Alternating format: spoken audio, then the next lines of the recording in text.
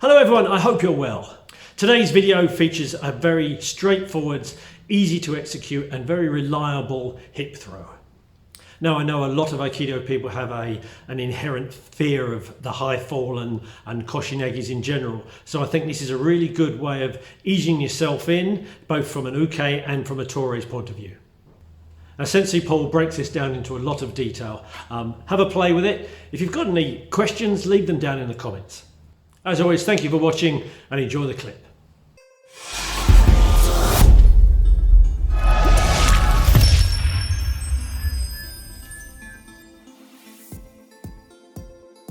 So from this position without punching, let's get this part right. A lot of you are standing. Huzzah, sir. Thank you. Aikido distance, which is what you're used to. Yeah? I'm going to throw my cross. Hang on. Yeah, nowhere near.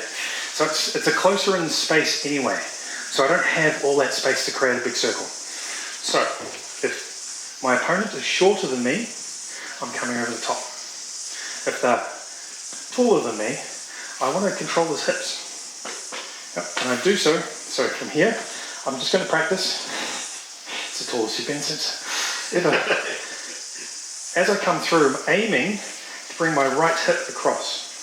But at the same time, I'm attacking his centre line, and I want to bring it out back through the back heel here. So it's probably a 45-degree angle that way. So as I come through, as I take hold of his hip, notice what I've done here is I've transferred. Yes. Is for you, for TSYR, I've stepped. Yeah. I'm using that hip to move you. It looks like my momentum has moved him, but I haven't moved anywhere. I bring this foot in and I turn. Now he should be beside me. Hi. How you doing? Good.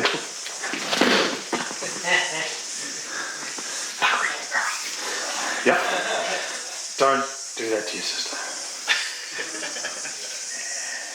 Depends on where you want. Be kicked out of home early. So, at that, nice and slow. I step. Now I transfer my weight through there. This hand gathers under his hip. Shush, Jules. It just makes contact with him. Just so I slide across the back of him here. Suggesting he wants to lean this way. I then create the turn of my hand, which brings him and his hip and thigh kind of resting on mine. Yep. Leg in, turn, he's gone. Yep. The reap is just for fun. The reap is not needed. The reap just makes it a little bit extra. Okay. Hand on my shoulder. Lovely. Who's seen this? You know they're filming this too. Yeah, I know. Just checking. What's this called? Okay, for you young people, it's called dancing. This is not dancing. Okay. In all ballroom, sorry. With all dancing and shock horror, even with Tony and every sensei who's taught so far, there's been a connection of movement. Yeah? So when you move, you need to understand and feel how to take balance. I didn't warn you, did I? I knew it was coming. Yeah. But I can't do that unless I'm already connected and feel for his movement and placement. So, with this throw in particular, how I'm doing that is I'll get you to stand. Help, thank you. When I'm stepping across, I can't emphasize enough, this hip creates the connection, this part here. Now I've got an advantage, it's quite a chunky hip. But it doesn't matter how chunky or small your hip is. The idea is that as you step across, you'll notice that my right leg is in front of this hip. Yeah? So, and he's going, how do we get the connection? Foot's only here. So, shut up, Jules. What I do is I push past, get the connection. Yeah? I push past. So I haven't moved as such. What I've done is filled his space with my voluminous hip. Yeah. Well, we've picked on Jules, so I thought I'd pick on me as well. Evens up. Yeah, so they come through here. Yep. Now what happens if I don't step far enough or my legs are too short and I only get to this point? This is a really nice space. There's throws from here as well. However, from here, what I do is I take a bigger step to here with my left foot. Now from his foot, he's got big long skis on. Who's seen cross-country skis? They're really long. They're huge. Imagine they're even longer. So what I need to do is place my foot on his ski to stop him from... Yeah, yeah. And I turn my hip there. And you notice that my foot ends up on his ski and I just brush down the outside of his ski. Does that make sense to you? This is training. That's the kata, if we like to relate it back. So it's learning the set movements to control the uncontrolled. This is very controlled.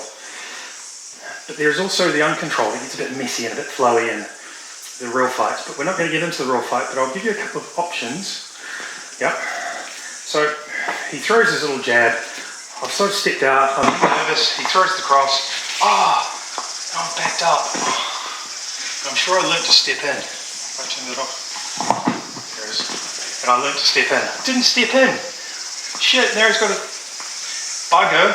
Now he's got a chance to hit me again. So now this is where the overlay of the violence comes in. I don't want to get into fisticuffs with this person. Contrary to most belief, punching somebody like in the movies with a bare knuckle with 27 bones from within your hand to do is quite hard. So unless you've done a lot of very structured hitting and bare knuckles, you're going to break your own knuckle. Yeah, nearly every time. Because most people, when they panic, they punch and they end up hitting with the last two knuckles on the edge of the chin. Yep, and they do what we call in the medical world the boxer's fracture. And it puts these two knuckles about here. That's very painful. So we train in our style to hit hard on soft, soft on hard. Yeah, probably makes sense. So what that means for those who aren't unsure, I would only hit somebody with a closed fist in the soft spaces, whereas with my open hand, I would hit something hard. Yep. Probably use my knuckles. Yeah. So, but don't get me wrong, I can use, you're right, yep, you know what I'm going to do, yep. I can use the back of my hand to create movement. So that's where your violence now comes in to create the step. But I don't want to use violence where I'm now fighting or sparring, which our style doesn't want to spar, so you don't want to get into the bouncing around the room. Yep, so for us, I've stepped in, I've done something wrong, I've gone backwards. I now need to create a stall in his movement. He's got the upper hand now. So for us, we tend to just, there. Yep. So all that does is, as I kick in, kick, drop. Does this look familiar? Yeah. So now, I can close the space.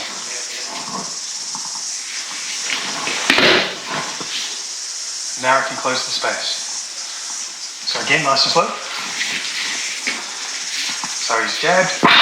Oh, I've done something wrong. This isn't what Paul showed me. That's right, I can kick him. Oh, step. Step, again, he's connected. Now for his connection at the moment, it isn't his hip, it's actually his arm. His arm is trapped in here. So I'm actually using that to connect. My toes are just on the outside of his railway line. I push my hip forward to turn, and there's my throw. Yep. That way. Toshi. Yeah, nice. Nice. Cool. If you don't like the kick, who doesn't like a kick? Now, this is not and bring back kick. This is what we call a relaxed kick. It's a slap. It's a, yeah, this is not stylized kicking. It is just a, to create space. Yeah, it actually does hurt, sorry. Yeah. Yep. Same spot. Same spot? Damn good. Damn good accuracy. Oh, okay, cool. Cool. I'll change the spot next time. Okay, so it's a nice little in here. Now the reason I step and kick at the same time, or hopefully you're seeing that I'm not really raising. The reason being, if I raise my knee straight away, yeah, straight away. So I've stepped up, and then stepping through, and that's the violence.